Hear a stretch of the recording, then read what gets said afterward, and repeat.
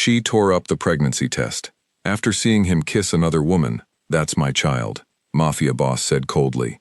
The pharmacy bag was still folded at the top, sitting under the register like a small secret she had not yet decided to open. Mara kept her eyes on the customer in front of her, ran the paper through the laminator, smiled the way she had trained herself to smile, just enough, not too much, and handed the receipt across the counter. The shop was quiet for a Thursday. The old electric fan in the corner pushed warm air around without cooling anything. The smell of ink and toner sat in the room the way it always did, and Mara had stopped noticing it weeks ago, the same way she had stopped noticing a lot of things since she moved to this city and began the careful work of becoming invisible. She had a system. She knew the value of a system. She arrived at work before the owner, a quiet man named Gerald who asked no questions and paid in cash on Fridays.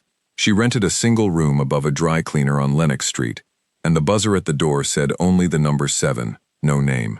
She bought groceries at a different shop each week. She kept her phone on a prepaid plan and changed the number once a month. She did not tell anyone where she had come from or why she had left. 3 months. 3 months of this, and it had started to feel almost like a life. The bag under the register shifted when she reached past it for a stapler, and her hand stopped for a moment. She had bought it that morning, walked to the pharmacy 2 streets over, paid cash, kept her hood up though it was not raining. She had told herself it was just a precaution. She told herself that the way a person tells themselves something they already know is not entirely true. She took her lunch break at 1 o'clock. The bathroom at the back of the shop had one working bulb and a mirror that was slightly warped on the left side. She stood in front of it for a long time after the 2 minutes were up. The test sat on the edge of the sink, propped against the wall. 2 lines. She looked at them the way a person looks at a fire that is not yet touching them. Still, very still. Her hands were flat on the sides of the sink and she was breathing carefully, measuring each breath the way she measured everything these days, and the 2 lines did not change no matter how long she stood there looking at them. She wrapped the test in a paper towel and put it back in the pharmacy bag. She folded the top of the bag the way it had been folded before. She went back to work. At 3 in the afternoon, she told Gerald she needed to run a quick errand before the 4 o'clock pickup arrived. He waved her off without looking up from his desk. She walked out into the yellow light of the afternoon and turned left on Caldwell Street, and she was moving without a clear destination, just moving, because being still was no longer something she could do. She passed the coffee shop on the corner. She passed the flower stall. She passed the glass front of the Whitmore Hotel, which was not the kind of hotel that suited this neighborhood. Too large, too clean, too polished. But it had been there for 40 years, and it was not going anywhere. She was not planning to stop. She was not planning to look inside. But she did. Through the wide lobby glass, past the rows of potted palms and the gleaming marble floor, she saw him, Damien Voss. Standing near the far bank of elevators, dressed in a charcoal suit that cost more than 6 months of her rent, his dark hair the same as it always was, his posture the same, like a man who had never once in his life needed to make himself smaller. He was not alone. There was a woman beside him in a red dress, the kind of red that was chosen with intention, and she was close to him, and his hand was at her jaw, and he was looking at her, the way Mara once believed he only looked at one person in the world. Mara stood on the pavement outside the glass, and did not move. There was no sharp thing rising in her chest, no tears threatening, no sudden weakness in her knees. There was only a long, flat, empty quiet that spread through her from her feet upward, the way cold water rises. She had left him 3 months ago without a note. She had left because staying meant choosing the kind of life she could not choose, because staying meant folding herself into a world where the rules were written in a language she had never agreed to learn, because staying had already cost her things she could not get back. She had left, and she had been so certain that leaving was right. She had not been certain that it would feel like this. She reached into the pharmacy bag.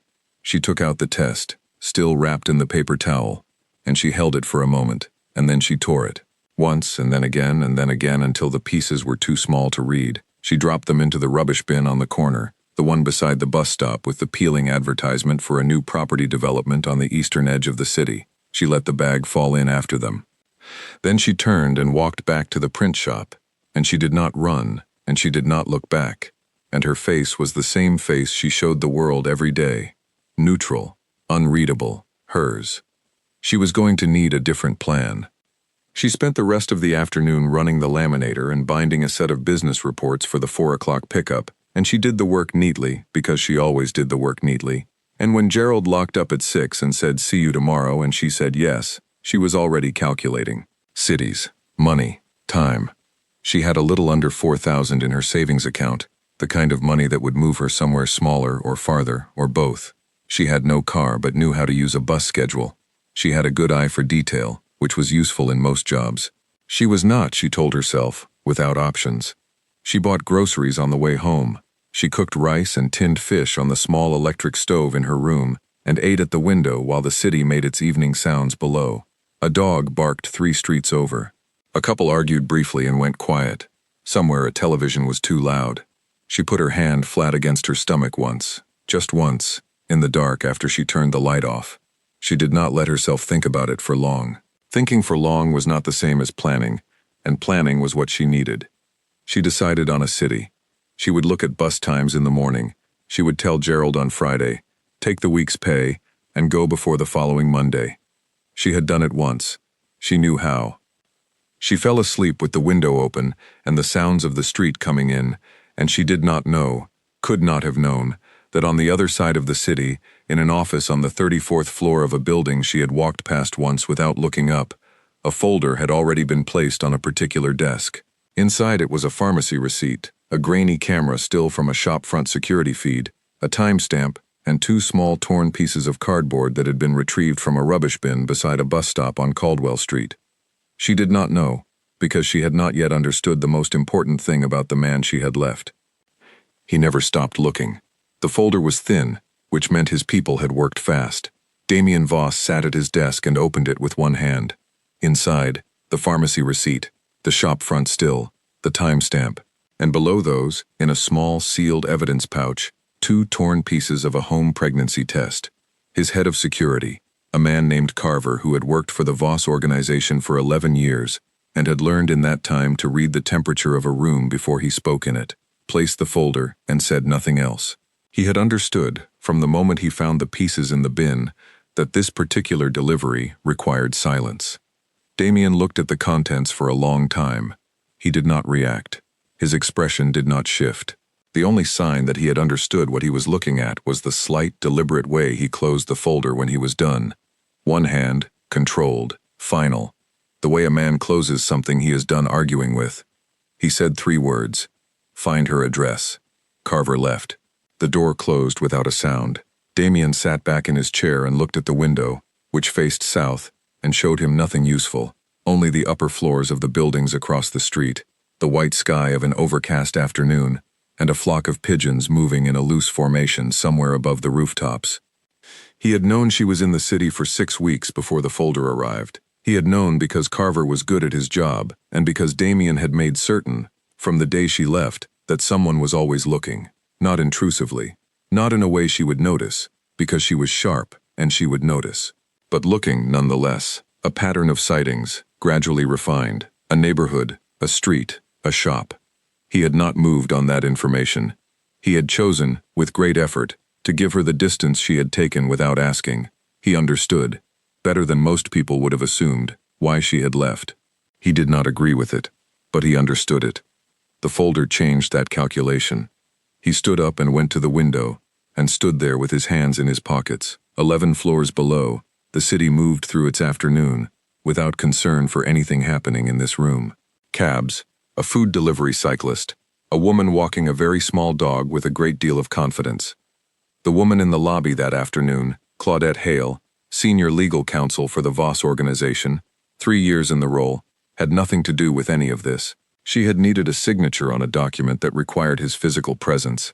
They had met in the hotel lobby, because it was midway between her firm's offices and his, and the gesture at her jaw had been a greeting of the kind that existed in certain professional circles, brief and meaningless. The kind of thing photographed wrongly 1,000 times a day in a city of this size. He did not think about whether Mara had seen it. He thought instead about the 2 torn pieces of cardboard in the evidence pouch.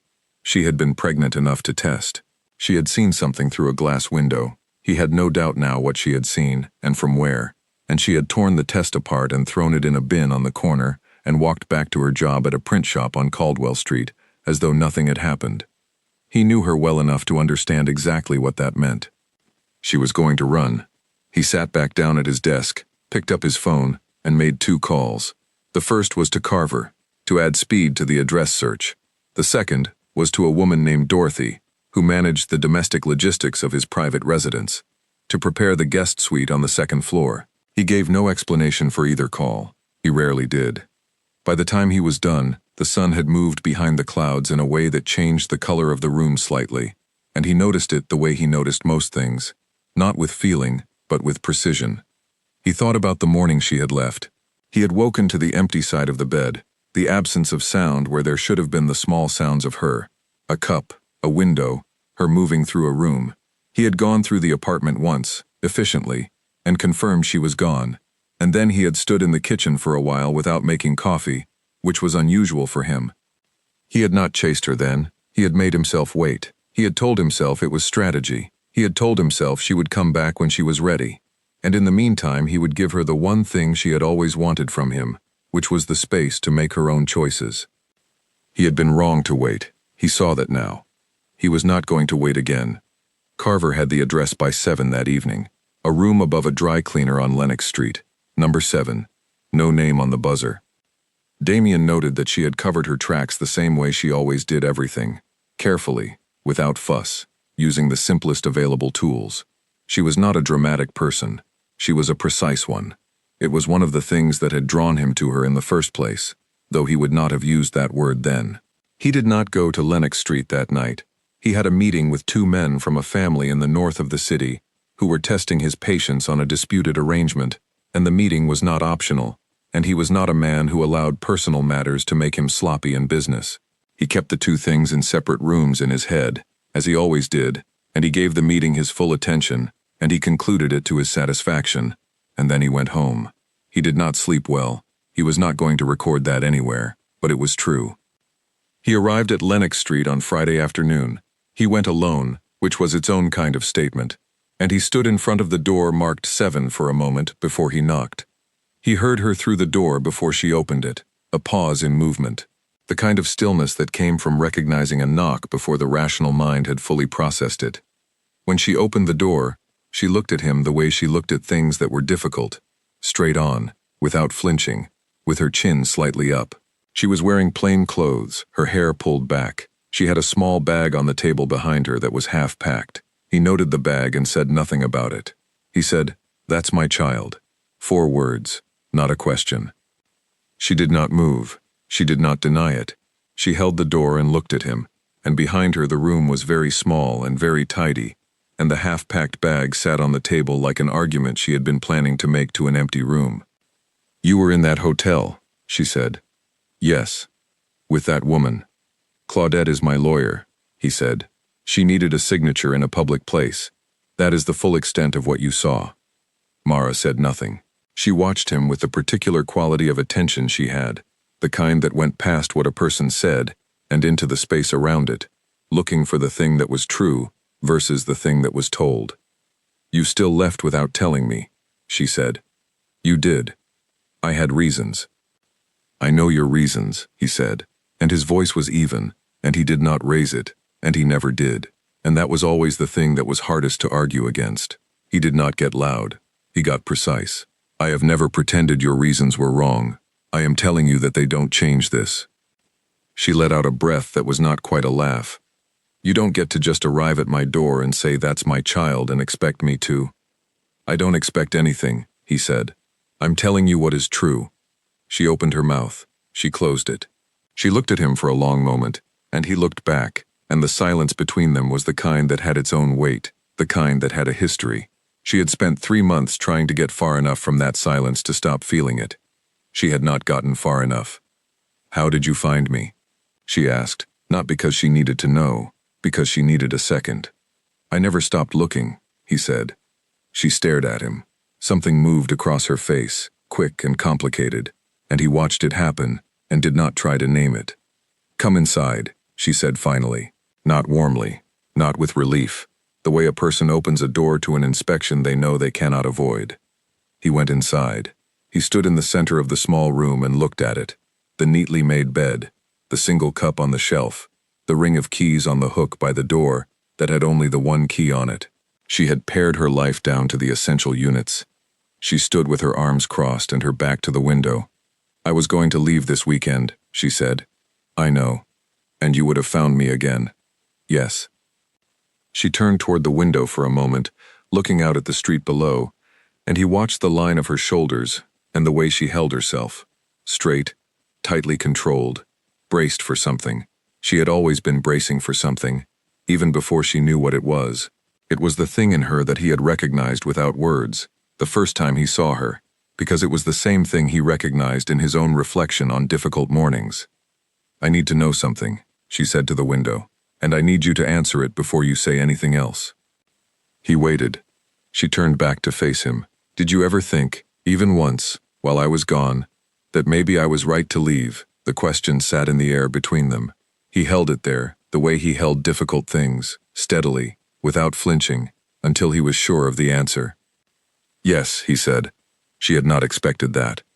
He watched her absorb it, and he said nothing more, because he had answered her honestly, and there was nothing to add, and he was a man who knew the value of stopping when he had said the true thing. She looked at him for a long time. He did not move. The room was very quiet. Outside, a bus rumbled past, and the window frame shook slightly, and neither of them looked at it. She uncrossed her arms. She did not say anything, but she reached behind her and placed the half-packed bag back on the floor beside the bed, which was not the same as agreeing to anything. She told him as much a moment later. "This isn't settled," she said. "No," he said. "It isn't." She nodded once, the way she nodded when she was accepting a situation rather than approving of it. He knew the difference. He moved to go, and as he passed her in the narrow space between the table and the door, his hand found her wrist, briefly, a contact that lasted no longer than a breath. He was not sure why he did it. He was not a man who did things without knowing why, and yet, her hand was very still under his, and then he let go, and he went out. The door stayed open behind him. He did not look back, but he heard her, a moment later, close it gently rather than hard, and that told him something he was going to hold on to. The doctor's name was Clara Whitfield, and she had small hands and a calm way of delivering information, as though every fact in the world were equally manageable, if you just sat with it long enough. The clinic was private, referred by nobody because Mara had found it herself, paid in cash, given a name that was real because she needed the records to be real. She was 11 weeks.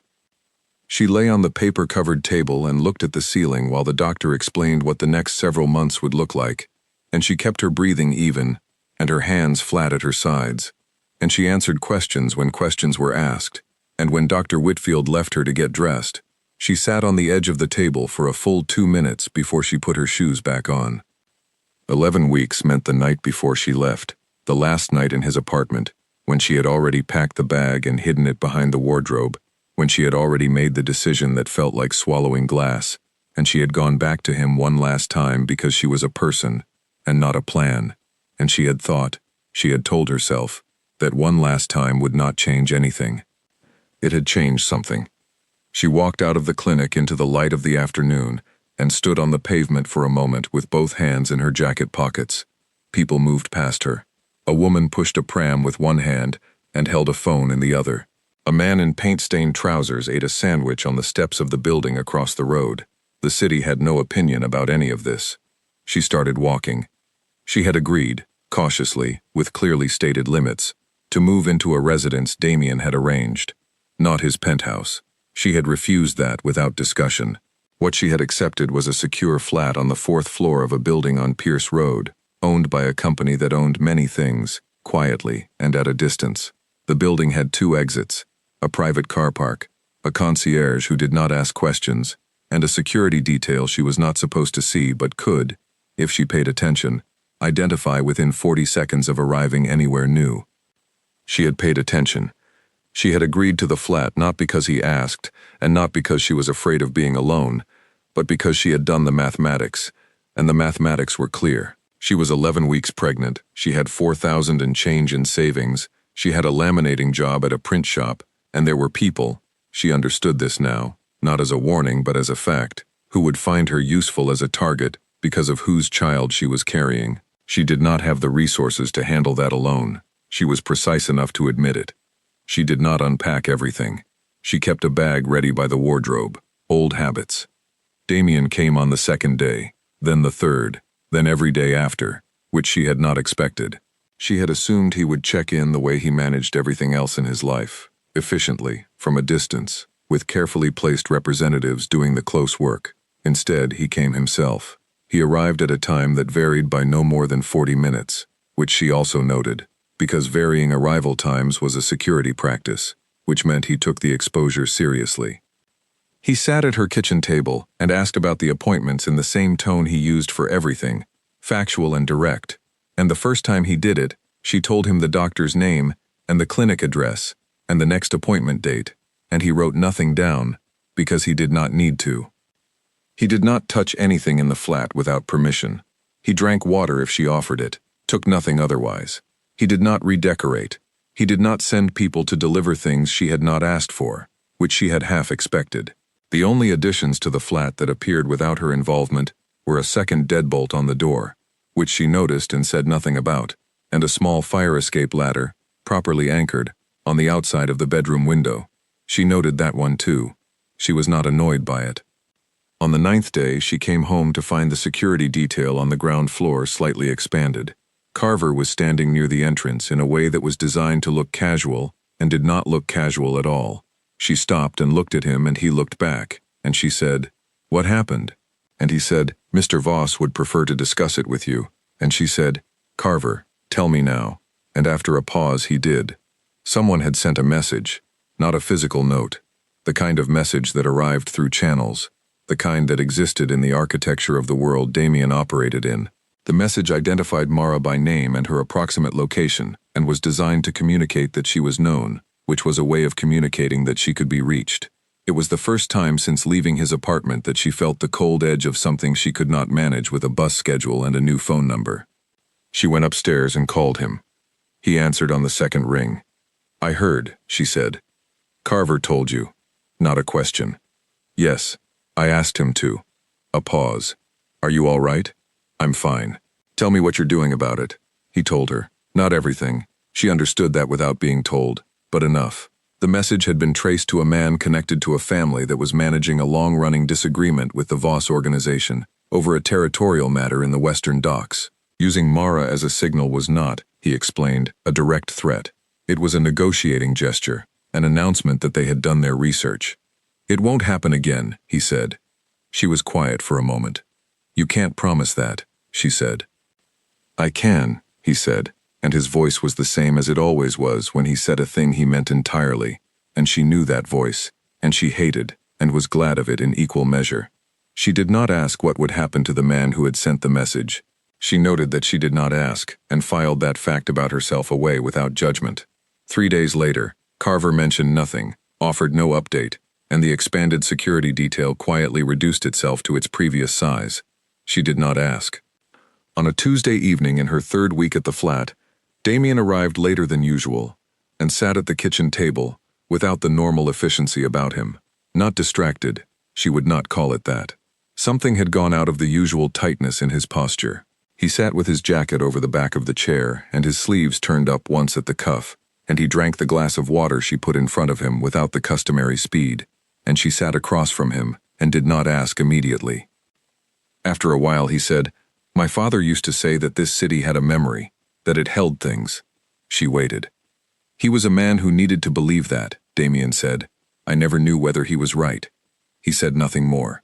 He finished the water. He stood up and put his jacket back on, and was about to leave when she said, without planning to, "Do you think he was right?" He stopped. He considered. "I think some things hold themselves," he said, "regardless of the city." He left. She sat at the table for a long time after. She could feel it happening, the way you feel a change in the weather before it arrives. Something in her was adjusting, slowly, reluctantly, the way a compass adjusts when you carry it into a new field. She did not like it. She also did not know how to stop it. It was on a Saturday, 3.5 weeks in, that she found the letters. She was looking for a pen in the drawer of the side table. She had not asked for a side table. It had appeared one morning along with a small lamp that had a warm bulb, and she had not commented on either. and the drawer was slightly deeper than she expected. Her hand went further in than the pen required. There were 4 of them, envelopes, unsealed, her name on the front of each, written in his handwriting, which was precise and without decoration. The dates on the letters spanned the 3 months she had been gone. 1 from the 3rd week, 1 from the 6th, 1 from the 8th, 1, the last, from the week before Carver put the folder on his desk. She did not read them immediately. She put them back the way she found them. She closed the drawer. She found the pen on the counter, where she had apparently left it herself. She sat down and tried to think about what she was going to make for dinner and thought about the letters instead. He had written to her. He had written to her on 4 occasions across 3 months, in envelopes with her name on the front and no address, because he did not know where to send them. He had kept them. He had put them somewhere she would eventually find them, or perhaps he had not thought about where he put them at all, and finding them had been an accident, and the fact that it was an accident made it worse somehow, made it more real. She made rice. She ate at the window. The city made its sounds. She thought about a man alone in an office on the 34th floor, writing letters that had nowhere to go. She put her hand flat on her stomach, which was just beginning to show, and she breathed in, and she breathed out, and she did not resolve anything, because some things are not resolved in a single evening. She only sat with the knowing of it, which was its own difficult thing. That night, she did not fold the letters back into the drawer in the same careful way she had found them. She left them as they were, slightly shifted, the way they had been when her hand found them, not replaced, not hidden, just there. A small, quiet signal sent into a room he would notice. He noticed. He said nothing about the letters for 4 days. She said nothing about them either. They continued their arrangement, him arriving in the early evening, sitting at the kitchen table, asking about appointments and eating nothing and drinking water, and both of them moved around the fact of the letters, the way careful people move around a thing that is fragile, with awareness, without directly touching it. On the 4th day he arrived and sat down, and she poured the water and sat across from him, and after a while he said, "You found them." "Yes. I did not plan for you to." "I know." He looked at his hands on the table. "Did you read them?" "No."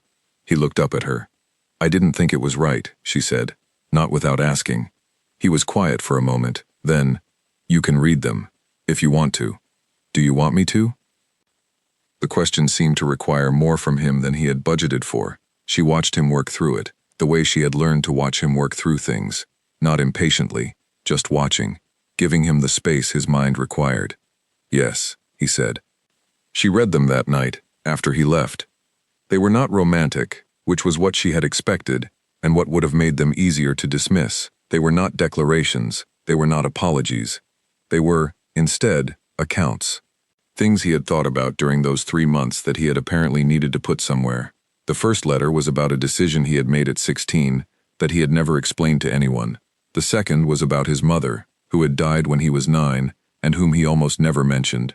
The third was about a night 6 weeks before Mara left when she had said something to him, not an argument, just a thing said at the end of a long day, and he had not answered her at the time because he did not know how to answer it honestly, without showing her something he was not ready to show, and the letter was the answer he had not given. The fourth letter was just 1 paragraph. It said that he had learned, over the 3 months she was gone, the precise difference between having something and keeping it, and that the difference was larger than he had understood when he had the thing.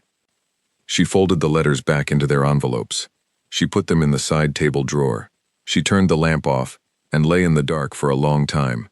She was not a person who cried easily. She was not crying now. She was doing something that had no name she knew, something between understanding and grief, and the particular kind of recognition that comes when you realize you have been working from an incomplete map. She had left because she needed to. She still believed that. She also now held the fact of 4 letters written to an address that did not exist, by a man she had believed, on some level, was too controlled to need her. Both things were true at once. She was going to have to build something that accommodated both of them. She went to sleep. The following week was the 20th of her pregnancy. Dr. Whitfield used a word, healthy, with the particular brightness of someone delivering genuinely good news, and Mara felt the tight thing in her chest loosen slightly. She called Damien from the car park of the clinic, which she had not done before. She had always waited until he arrived in the evening. He answered in under 2 rings. "Healthy," she said. A pause. A very brief one. Good. That's all.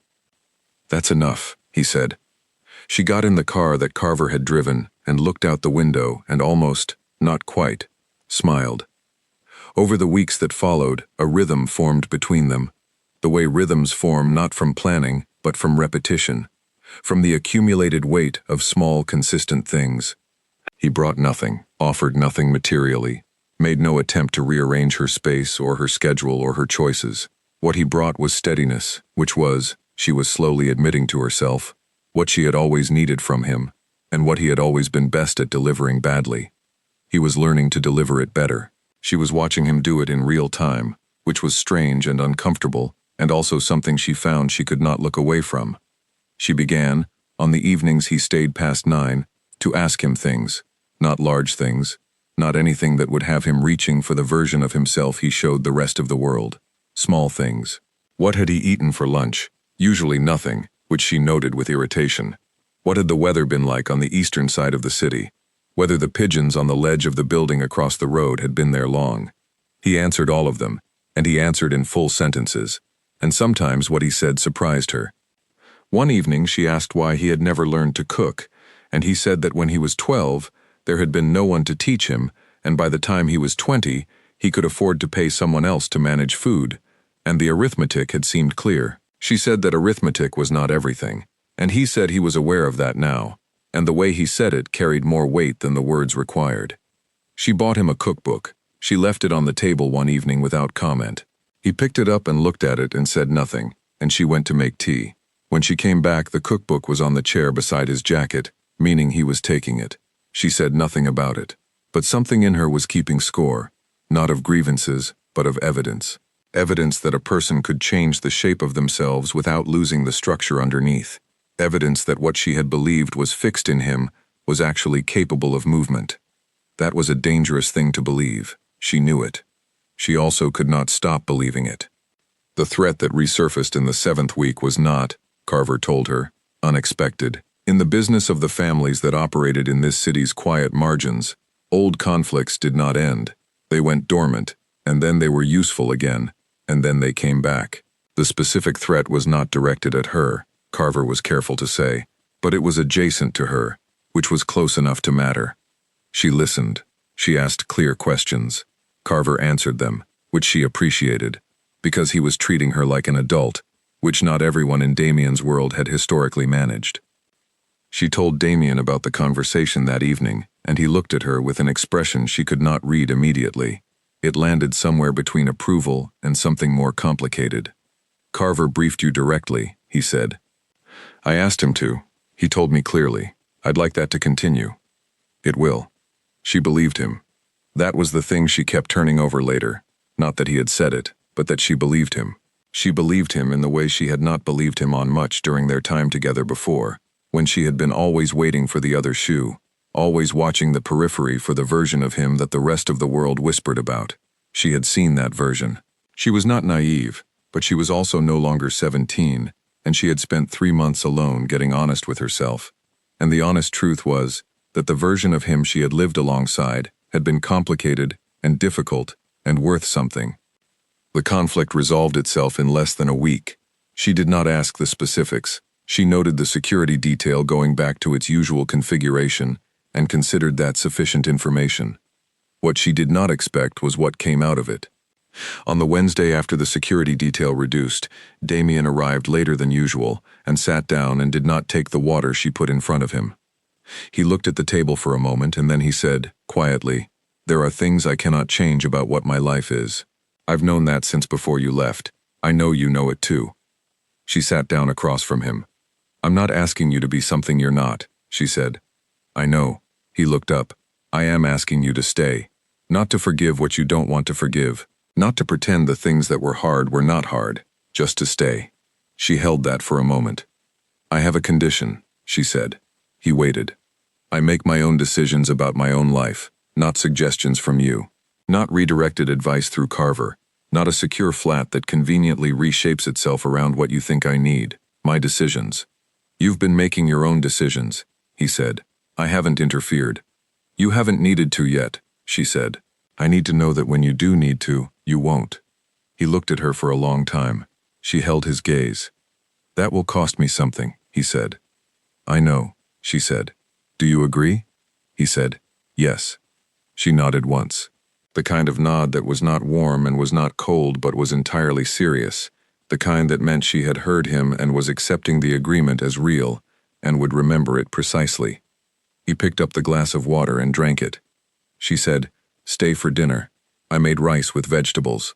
It's not impressive, but it's hot." He stayed. They ate at the kitchen table across from each other, and she told him about the book she had been reading, something about a woman who crossed 3 mountain ranges on foot, and he asked 2 questions that showed he was listening, and she answered them. And outside the window the city did its evening things, the lights in the buildings across the way coming on one by one, the distant sound of a siren moving through traffic and fading, the pigeons settling on the ledge across the road in the arrangement they had apparently decided was correct. It was almost ordinary. That was the unsettling part. How close to ordinary it had gotten, without her realizing, and without her deciding. She washed the dishes when he left. She stood at the sink, and the water was warm, and the window above the sink showed her the street below. And she thought, carefully, honestly, the way she thought about most things, that staying was not the same as surrendering, and that needing someone was not the same as losing yourself, and that the woman she had spent 3 months becoming in a small room on Lenox Street was still entirely herself, standing here. That felt important to know. She dried her hands and went to bed, and the half-packed bag by the wardrobe was still there because she had not unpacked it, and she looked at it for a moment and did not touch it. Not yet, but she looked at it differently now. The labor started at 2 in the morning, which was, Mara thought in the strange calm between contractions, a very reasonable time for her child to decide to arrive, not the middle of a working day, not at an inconvenient dinner. 2 in the morning, which was quiet and dark and belonged to nobody. She called Damien first, which she noticed and did not analyze. He arrived at the hospital 20 minutes after she did, which should not have been possible from the address he had given her for his penthouse, and she had too much else to manage to ask him about it. He came into the room, and he looked at her on the bed with the monitors attached and the steady beeping of the machines, and he said nothing immediately. He sat down in the chair beside the bed. He was still there 4 hours later, and 6 hours later, and when the doctor, not Whitfield, a weekend doctor named Franklin who was quiet and efficient and got the job done, said it was time, Damien stood up and moved to where she could see him and said, "You're all right," and she said between gritted teeth, "I know." And he almost smiled. She was not sure what happened to his face in the moment after the baby was born. She was not in the best position to observe it, being a person who had just done the hardest physical thing of her life. But she saw it in fragments, his hands, which she had always associated with controlled precision, going slightly uncertain as the nurse placed the baby in them, the way he stood very still, the way his face, for 4 seconds, she would count them later, reconstructing the moment, did something she had no word for. Not softness exactly, because softness was too easy a word for what Damien Voss did with his face, something more like the expression of a man who had been carrying a very heavy thing for a very long time, and was just now permitted, in this room, to put it down. She watched it happen and said nothing. She filed it away in the place where she kept the important things, the letters, the cookbook, the almost smile, the night he stayed for dinner, and she rested her head against the pillow and breathed. The baby's name they had discussed once, practically, in the way they discussed most things. Options presented, preferences stated, decision reached without ceremony. She had proposed the name, and he had said yes without hesitation, which was the most she had wanted from that conversation. The name was her grandmother's name, adapted slightly, and it belonged to nobody in his world, which was another thing she wanted. They named her Nell. In the days that followed, the flat on Pierce Road changed in the way that rooms change when a new person arrives.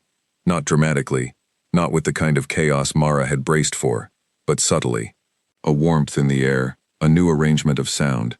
She had read everything she could find about the first weeks, being a person who prepared, and she was not surprised by the difficulty, but was surprised by how fast the learning came, and more surprised by Damien. He had not held a baby before, he told her this simply, as a piece of information, the way he shared most things, and she had expected him to manage it with the same controlled competence he managed everything, which was to say from a distance and very efficiently. Instead, he was careful in a way she had not seen in him. He handled Nell the way you handle a thing you understand to be irreplaceable. He did not treat her like a task. He learned the way she needed to be held. He did not ask for instruction. He watched, and he replicated, which was how he learned everything. By the end of the first week, he had the particular angle of the arm figured out, and Nell, who was a person with strong opinions about this already, did not object.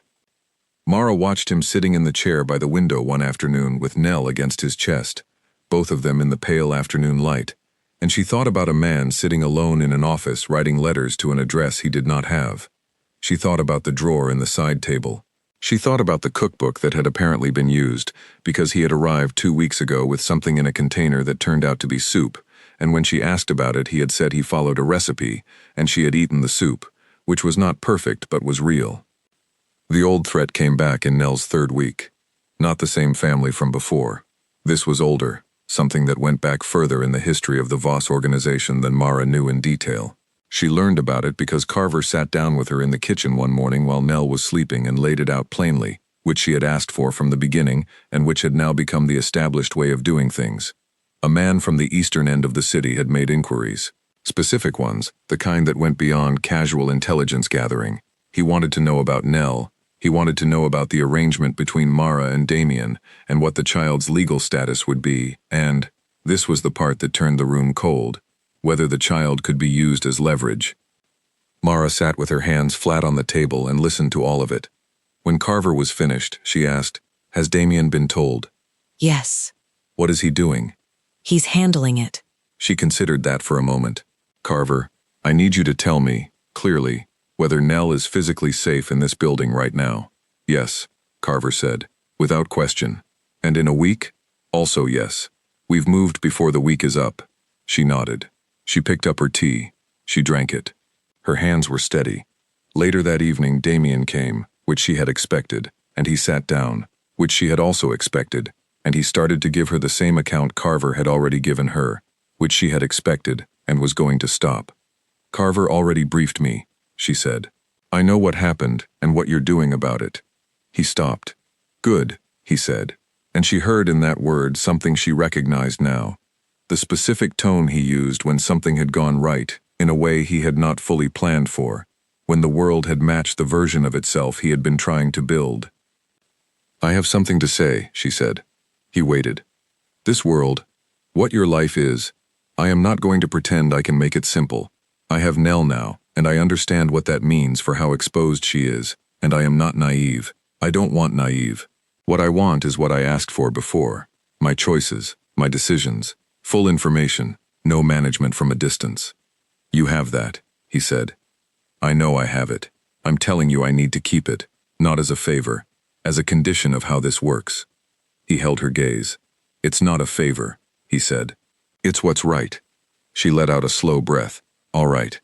She stood up and went to the window, not to look away from him, but because she needed to move, because the conversation was reaching the place where something real was going to happen, and her body needed to be doing something other than sitting still.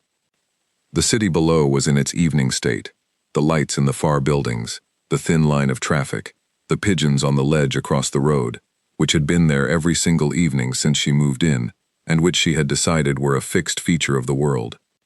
She heard him stand. She heard him come to stand behind her. He did not touch her. He stood close enough that she was aware of him, the particular quality of his presence, which was not loud, but was never absent. "I am not the same as I was," he said. "I know you know that. I am telling you because I want to be the one to say it." She looked at her own reflection faintly in the glass. "I know," she said. "I can't undo what this life is," he said. "I can change how I live in it. I've been doing that. I know that too." "Mara," she turned.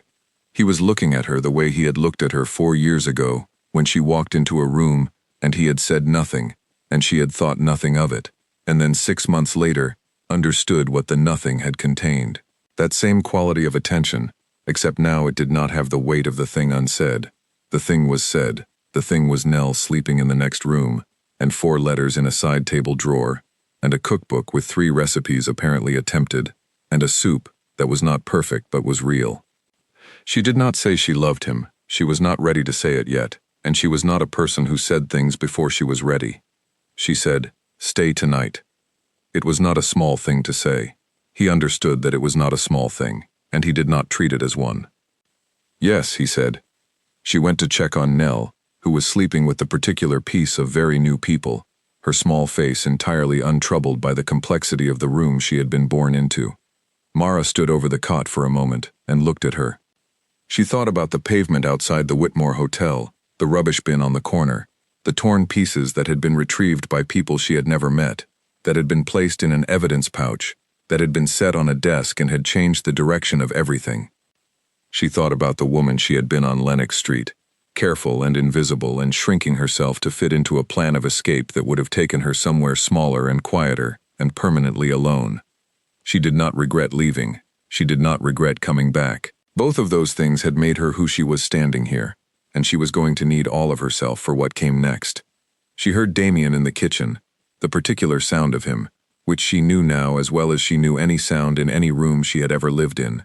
The movement of a person who was finally learning that being in a room with other people was not a vulnerability. She turned off the lamp by the cot and left the door half open the way it needed to be, and she went back to the kitchen. He was standing at the counter. He had found the kettle. He was making tea in the careful, slightly uncertain way of a person following remembered instructions, and he did not look up immediately when she came in. She went to stand beside him, not across the table, beside him. He glanced at her. She did not explain it. She took the cup he had just poured and held it with both hands and looked out the window above the sink at the city that had no opinion about any of this, and after a moment his arm came up and rested, gently and without demand, across her shoulders. She leaned into it, only slightly. The cup was warm. The city made its sounds. In the next room Nell slept on. No one said anything. No one needed to. The bag by the wardrobe was still there. She had still not unpacked it, but in the morning, when the light came in and Nell was awake and the tea was made and the day had to be lived, she was going to carry it to the wardrobe and open it, and take out everything inside and put it all away.